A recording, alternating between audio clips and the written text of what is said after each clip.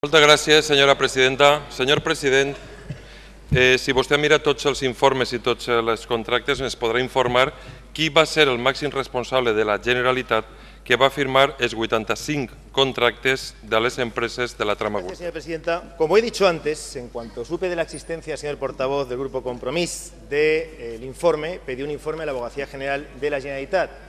Usted, que además representa un partido pretendidamente nacionalista, espero que crea más en los funcionarios de la Comunidad Valenciana que el de un funcionario de una oficina de la Administración Central al servicio del Gobierno de España.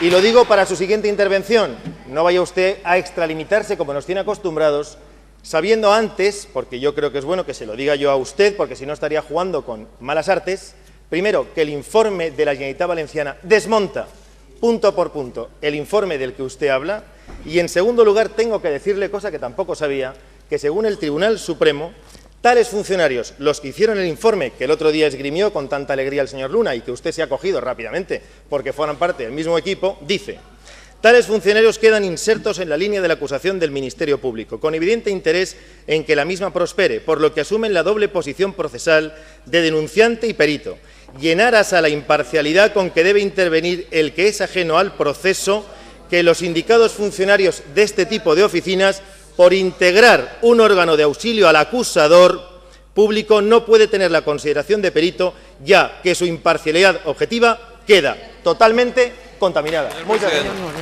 Jo crec en la justícia, i la justícia és universal i la justícia ha d'obrir-se camí. El que vostè ens acaba de llegir és d'un delicte fiscal, i així el que estem parlant és una cosa molt greu, perquè el ratito que vostè ens va dir que duraria això ja dura més d'un any, i mentrestant el paro a la nostra comunitat s'ha incrementat moltíssim, moltíssim, som els líders en paro.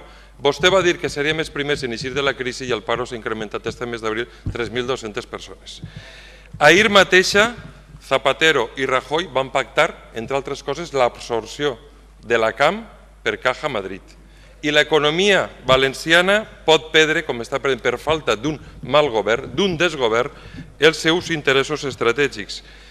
I jo crec que la qüestió que afecta als interessos dels valencians és la democràcia, la justícia i la informació. Ja que vostè no contesta, i fins i tot el diputat tan valencià com el senyor Trillo està intentant parar l'actuació de la justícia, li he de dir que el jutge Pedreira li ha demanat a vostès que identifiquen els responsables del govern valencià en el moment que una trama corrupta saquejava les arques públiques de la Generalitat. I jo li vaig a dir qui són aquests responsables, perquè ho tinc així per ajudar el jutge Pedreira. Els responsables dels departaments de governació de la Generalitat, ja que vostès no volen informar. No cal que alcen la mà. President de la Generalitat, Francisco Camps. Vicepresident, Vicente Rambla. Vicepresidència, en primer moment, Víctor Campos. Conselleria de Justícia, Fernando de Rosa Torner. Conselleria de Justícia, doña Paula Sánchez de León. Conselleria de Turisme, Milagrosa Martínez. Presente. Conselleria de Benestar Social, Juan Cotino. Conselleria de Sanitat, Vicente Rambla. Així estan tots. Ja que vostè no vol contestar,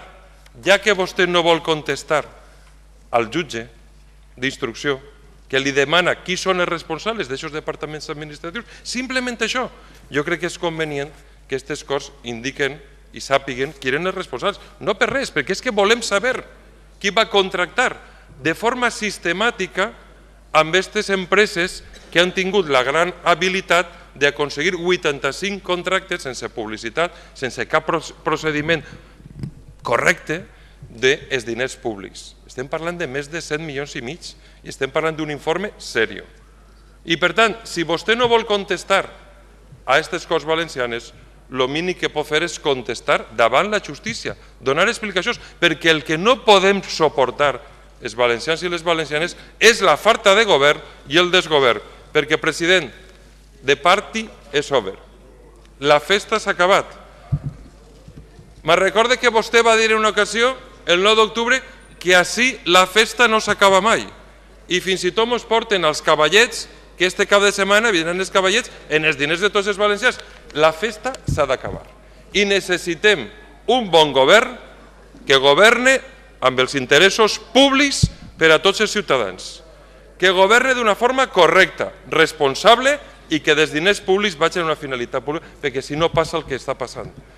Líders en paro, líders en desocupació, en deute i en el risc evident per falta d'un govern dèbil que una de les principals entitats financeres valencianes sigui absorbida per la CAM. Per això jo li faig una pregunta molt clara i molt directa. I vull una contestació clara i directa per part del president de la Generalitat. Senyor Camps, és vostè el responsable de la firma dels contractes del govern valencià en la trama corrupta Gürtel? És vostè el responsable? President, vostè va ordenar la contractació sistemàtica amb la trama corrupta Gürtel? Vostè va fer possible que el senyor Bigotes saquejara, Álvaro Pérez, àlies el Bigote, saquejara les arques públiques de la Generalitat, senyor president? Vostè pot contestar a aquestes preguntes, pot col·laborar en la justícia i podem encetar un camí per a aclarir de veritat, després d'este ratito que s'està fent etern per a alguns més, però sobretot per a l'economia valenciana, per a la societat valenciana i per a la necessitat que té el poble valencià d'un bon govern.